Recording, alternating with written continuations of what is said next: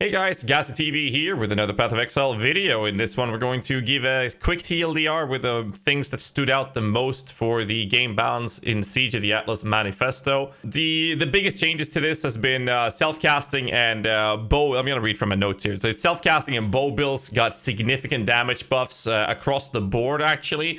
Not just on the actual damage of the ability, but also the added damage effectiveness, which got kind of double buffed because we also have significant changes to added local flat damages to both attacks, quivers, and spell damage as well across the board, which has been buffed. I think the spell damage ones were buffed by about 35%.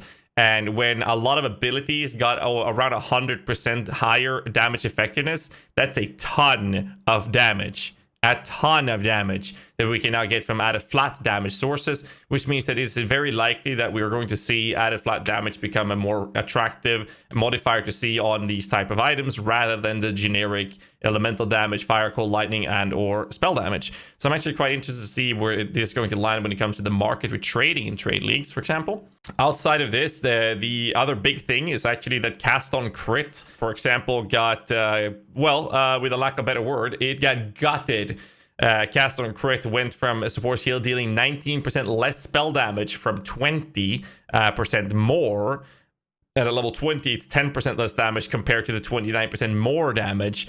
So it's just insane nerfs across the board. This also goes hand in hand with what they've done with Castwell Channeling, doing 30% less damage, as well as triggers like Cosprey's Malice, Poet's Pen. These things went from a 150 MS to a 250 MS trigger cooldown instead. So they're doing less damage, they're triggering less often.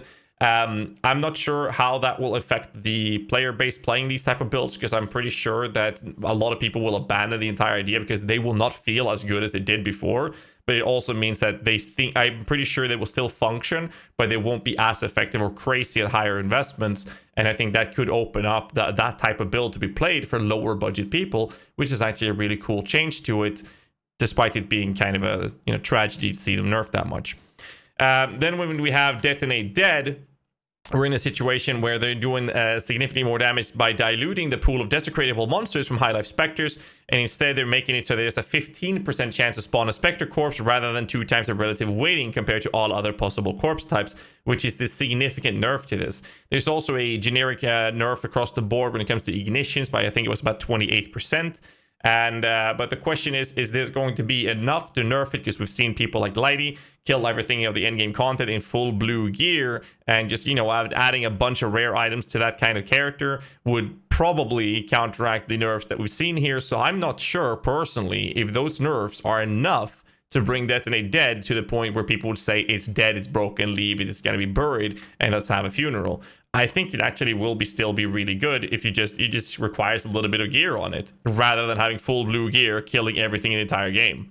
So I'm not sure how big of a nerf the Detonate Dead will actually be in reality, as we've seen people do endgame content very easily with this type of build. But I might be wrong. Maybe the 15% chance of spawning the Spectre Corpse will be significant enough for it, because that is literally the big boy damage approach you can actually get from it.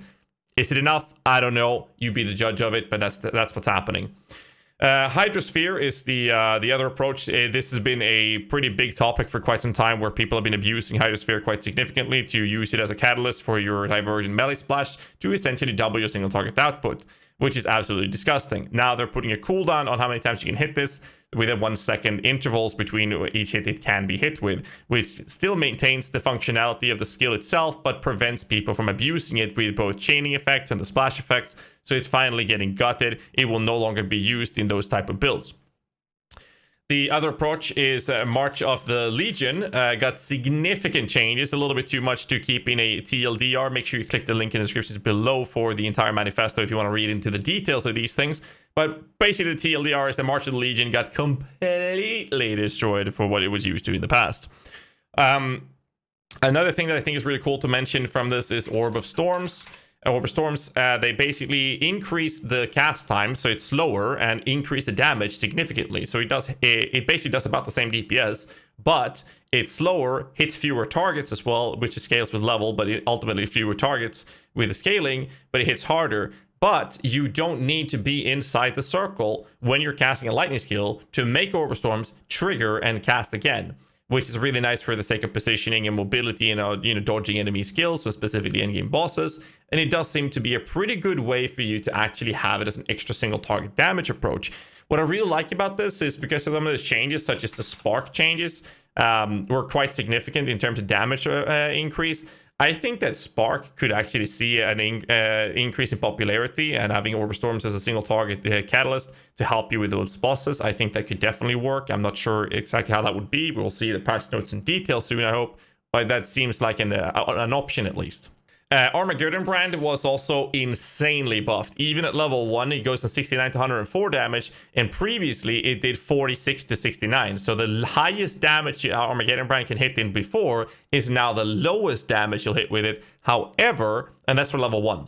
However, it got an increase by 0.5 second in the activation time, which is a little bit so-so. But on the other hand, I think that this could be a really good ability to pop off yourself when it comes to clearing in the early stage of leveling. And I'm definitely certain we're going to see some Armageddon brands being active in the higher end game content as well. But this is actually a really cool change. I'll definitely be trying it out when I'm leveling. It's really, really nice.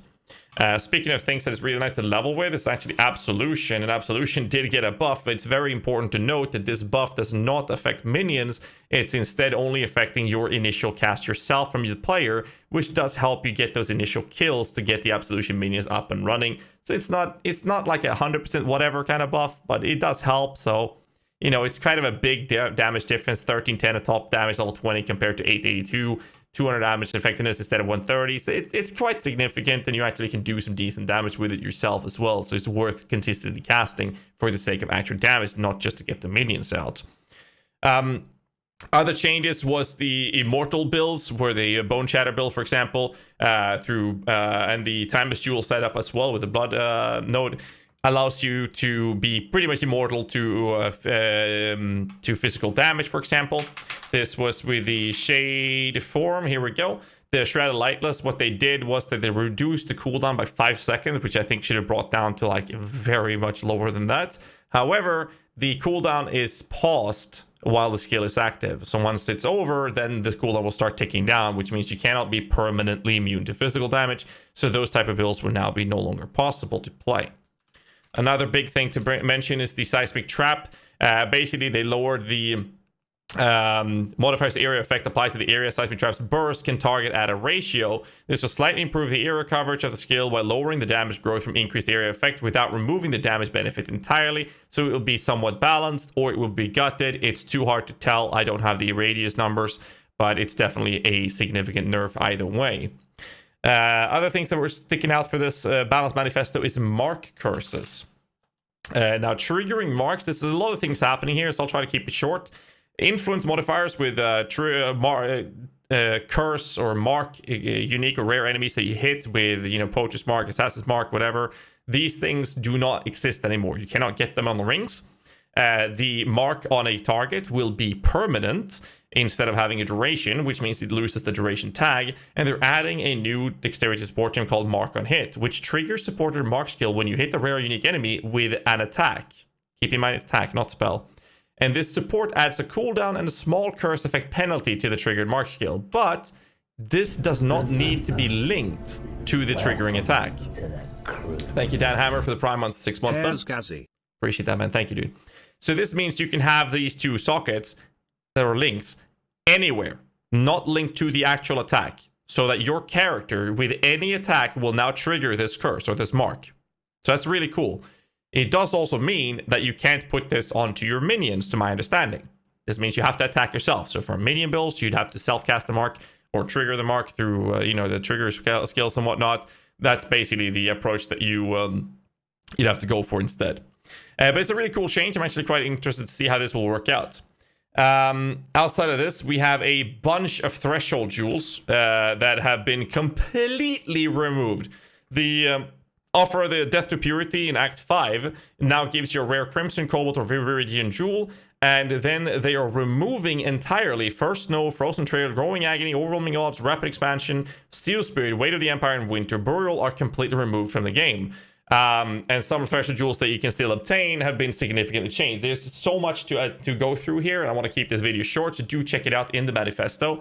But there's a ton of these things removed, and instead they're adding some of the scaling. Like some of the jewels are no longer giving you extra projectiles. For example, the hazardous research gives you extra projectiles for spark. That doesn't exist anymore. Instead, they're adding, and we have the Ring of Blades adds 5 additional projectiles. Instead, Ring of Blades will only make the EK cast in a circle, but no extra projectiles. But if you look at Ethereal Knives, the ability itself has extra projectiles higher added per level compared to before. Now at level 20, they'll have 12 instead of 9. But it will result in fewer projectiles than before.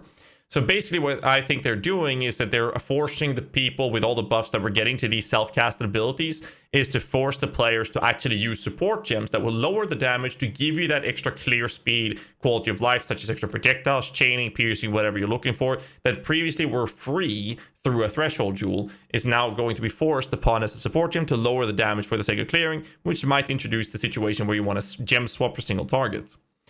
Outside of this, there's some really weird shit happening to Dancing Dervish.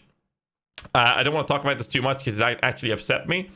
Basically, what they're doing is that they are allowing people to, on hit with your attacks as a player, generate Rampage if you're hitting with the melee attacks. But once you have Rampage started, which starts at 15 stacks, you're in a position where you don't use the weapon anymore, but you still have the Rampage started, so it's fine. However, Dancing Dervish got some minions. Some of Dancing Dervish now uses the new channel version of Cyclone, with their movement speed and AI being also adjusted to feel more proactive while clearing. So I'm very interested to see how that works.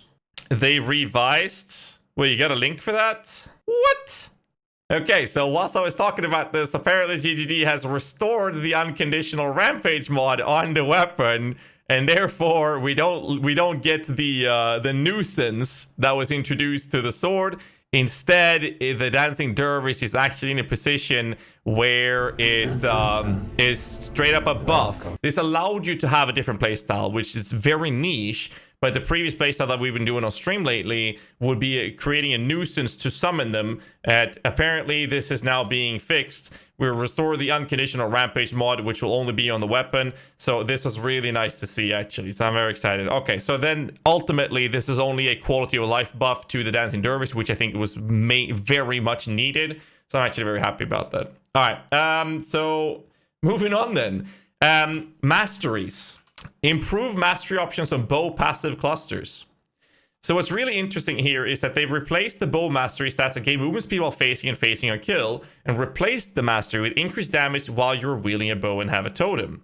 The new mastery is increased reductions to arrow speed applies to damage with bows, and the new mastery is 100 plus accuracy per rating per green socket on your bow. And the existing mastery was a double, twice effective mirror charge duration. And the other one was a blink arrow. Mirror arrow has a 100% increased CDR instead of 60%. So what the problem that I see with the mastery changes here is that there were barely any mastery changes whatsoever other than these changes to the bows, which leads me to believe that they are not having any plans of adding new mastery nodes to the existing pools in general. Obviously, this might change in the patch notes, but to my understanding, the quantity of mastery nodes that you have access to per mastery source seems to be gated and locked in that amount of quantity of masteries available. Now, the problem with this is that there's a lot of other mastery nodes in other approaches that need some actual tuning.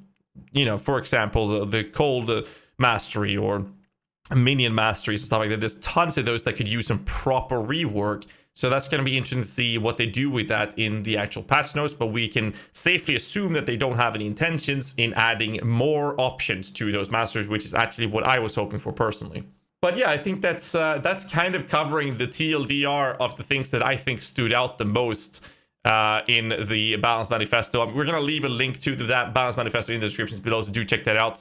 And like I said, I don't want to postpone and make this video too long, so make sure you hit that like button, comment for more content, and yeah, hit the like button as well. I'll see you guys in the next video. Until then, stay safe, keep rocking.